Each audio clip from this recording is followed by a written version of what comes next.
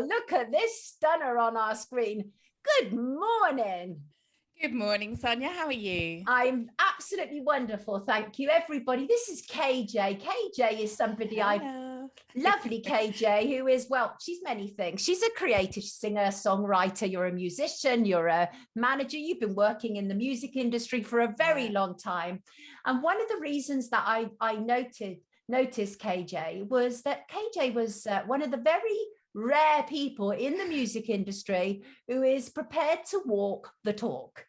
And on COVID-19, I've been listening to your podcast, and you're so bold. I just absolutely, I love it.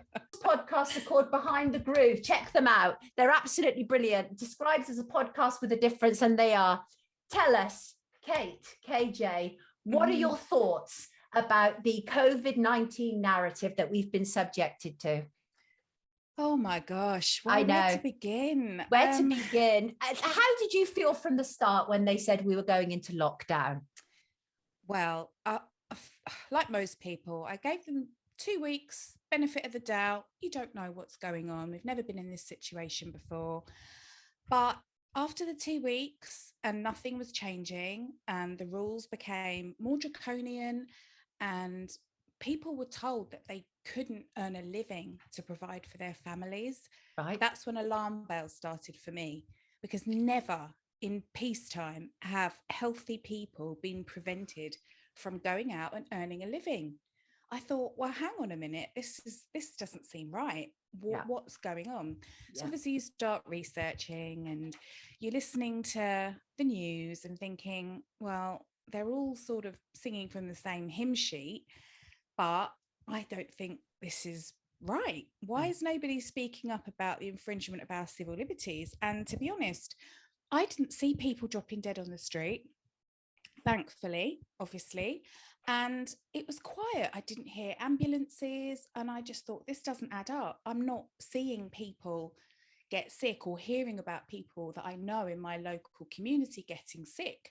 So what's going on here? So I just started to research it more, and you know what it's like. You just go down a million rabbit holes. Oh, you do. You do. Let me just give a little bit of background to you. You've worked with many notables, including Odyssey, Loose Ends, Jamiroquai.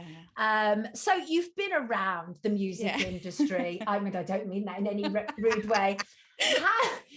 How have you seen the impact of this whole COVID thing over the last 18 months on the music industry? It's absolutely been decimated. I've never seen anything like it. I've gone from having, a general pretty lucrative income from what I do with live music events to literally having nothing. I mean, I'm lucky. I've also juggled legal PA work over 25 years and worked as a virtual assistant. So I can always turn my hand to something to keep the money coming in. But the point is, I shouldn't have had to. We generate as an industry over £5 billion a year for the GDP of this country. Right. And we've basically been hung out to dry. And I'm furious with the government, especially Rishi Sunak, because I'm calling him out, his comments that we were not viable, that our careers are not I was just incensed when I heard him say that about our job, our role within the community. People don't seem to understand there's a whole ecosystem within the music industry. It's not just the superstars and the A-listers, it's the sound engineers, it's the tech crew, it's the hospitality industries, it's the venues. There's a massive ecosystem, and all those people, most of them freelancers, a lot of them young people fresh out of university trying to get a foot on the ladder, not to mention the people that have spent decades studying their craft, the musicians, the performers. That doesn't just happen overnight. Right. People spend so much time investing money and energy and their time into developing their skills, and then to be told that you're not viable and that you're not important, I would beg to differ, because if it was not for entertainment throughout this whole pandemic, I think we would have seen a lot more mental health issues. I completely agree with you. Let me read you some of the comments. The first says, JK, why hasn't the music industry taken a stronger stand? My husband is in the music biz, in lighting. It's been a total collapse. Yeah. And that's what you're talking about. It's not just the superstars, it's everybody else as well, everybody isn't it? else as well. And that's what's made me so angry and made me want to speak out, because I don't know why people aren't speaking out within the industry. Maybe they're just too fearful and they're worried about their job. But to me, if you don't speak out, there is not going to be a job for you. Right. We have to fight back, and we have to say, no, we have rights. Yeah. We have human rights. We have civil liberties, and they are worth defending. You know, this has never happened before. You do not quarantine and lock down healthy people. There's no such thing as asymptomatic. You know, that is one of the biggest scams.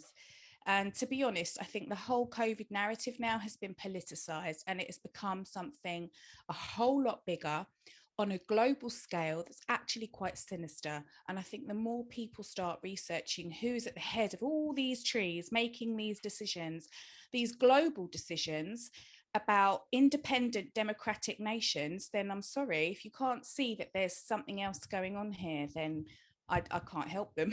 Absolutely. Did you see there was a school in Kent and they're making children who can't wear masks wear yellow badges? I mean, does it not remind everybody of a time in history that we're not supposed to be repeating? It's extraordinary. By the way, some of these comments are fairly hilarious. Drumstick, who's a big fan of Jamiroquai, says, funny, KayJay has worked with JK. Well, that's a good point. That's quite funny. And also, they want you to play at the wedding of Rachel and Chad, who are two guests that I've had on this morning. Apparently they're now planning a wedding, which is fantastic. It's amazing. The other thing that you said, and I thought was really important, was which alarmed you, was the fact that when you're not allowed to have a debate in a public space, that kind of like sent signals through you, right? Yeah, absolutely. I mean, the whole point of science is to have a debate. You have to have one view and then another view. You battle it out, you present your evidence, you do your research, and you have that debate to draw a conclusion. Everybody knows that. But when you are not allowed to have a differing opinion to the mainstream narrative, and you're censored and deplatformed because of those views, I think that just says it all. There is a lot of censorship going on, and people are not allowed to even ask questions. Now, to put this into perspective, I was on Facebook last year as a member of Save Our Rights UK, which is a civil liberties group. And we were legitimately lobbying MPs because it was from a civil liberties perspective. Why can people not get back to work? Why do we have to follow these draconian rules and regulations that just don't make sense? And that platform on Facebook was shut down completely. 40,000 people in the group. Not all tinfoil hat conspiracy theorists, just people genuinely concerned about their rights and whether or not they are allowed to go and see their family. What's the law on that? And obviously, if something is lawful and legal, they're two very different things. So it's getting through the legal quagmire as well. And as a legal PA, I have an interest in that area myself personally anyway. So again, that was another rabbit hole you have to go down. And to realise the whole system, the legal system, the judiciary, it's all completely corrupt. It's awful. And as you say, a media blackout as well on top of everything else. You know, the thing is, you look at like Jeremy Vine, these are awful shows. Jeremy Vine, Good Morning Britain, Tom Harwood on GB News. These people are just like, their behavior is like pure fascism. It's like, shall we lock down the unjabbed? And talk radio, they keep having these polls, same polls over and over and over again. And one of my points was, why don't they actually ask, do you think these jabs are safe? Why does it always have to be, shall we lock them down? Shall we isolate them? It's because they're trying to craft a narrative. Yeah, exactly. Complete shills, complete sellouts. 100%. I mean, I have protested, and I mean, it hasn't really done much good. It makes people aware, especially in the community that are awake and want to challenge the narrative. But I stood outside the BBC screaming my head off with, 400,000 other people, and not one mention from the BBC. Right. There was a protest right outside their front door. Now, if that's not a media blackout, I don't know what is. And also, like, when there's, tens of thousands of people marching, that doesn't get coverage either. So obviously we know there is a problem. And the other thing you said to me is, which was a real problem for you, is the fact that we have no function in democracy. No, there is none. And it's, again, the Save Our Rights group were really good. They had a live Facebook session every week, and you learn a lot about the democratic process and the Lords and the committee, 1922 committee, and so many elements of politics that you know the average person on the street has no idea about. Yeah. So the fact that this particular group were encouraging people to write to your MP, I mean, my local MP, he's probably sick to death of the emails and letters and petitions that I sent him over the last year or so. Tough.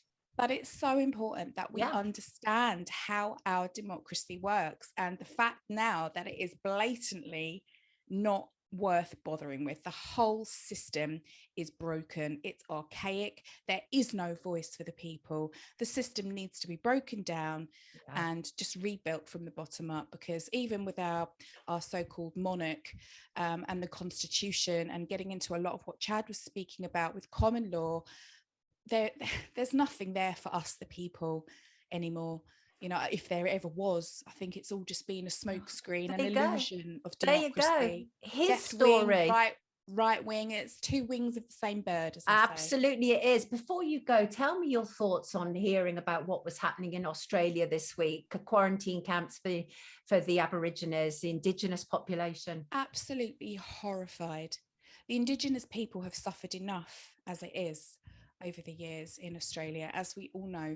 And to me, it's just another way for this fascist narrative, the people at the top trying to control. And the fact that they're targeting the Indigenous people of Australia is just, to me, it screams genocide. They just want to get rid of these people, get them out of the way, stop them living their lives as free people of the land, and just lock them all up and throw away the key. And that's completely unacceptable. It's crimes against humanity, and the people in charge should be held accountable. Absolutely. Jimmy says, well done for being a voice for us all, KayJay. D first says, totally true, KayJay. Absolutely disgusting. Keep talking.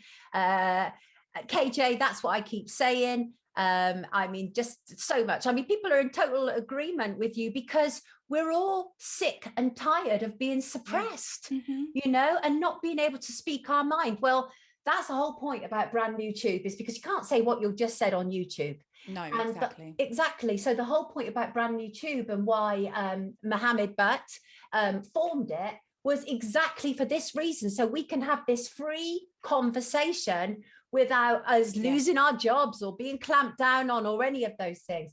Exactly. Listen, so grateful for you having the guts, right? Because it does take guts, what you've done. I know it. I was a do or die, isn't it? Yeah. Yes, absolutely. You've got nothing left to lose. Exactly. First they came for the communists. Do you know what I mean? So let's keep speaking. Listen, I'm going to put a link to your website so people can check out your brilliant podcast in the description. Thank you so much for joining us this morning. You're welcome. Everybody, I'm a bit crusty and rusty this morning. No, you're not. Early for me. No, you're not. Absolutely. It's been absolutely brilliant. Oh, Tarzan is saying F YouTube. Well, I kind of understand what he means. Absolutely. Listen, take good care of yourself, Kate. Thank you so much for joining us. Have a brilliant weekend. You too. All the best. Brilliant. Thank you.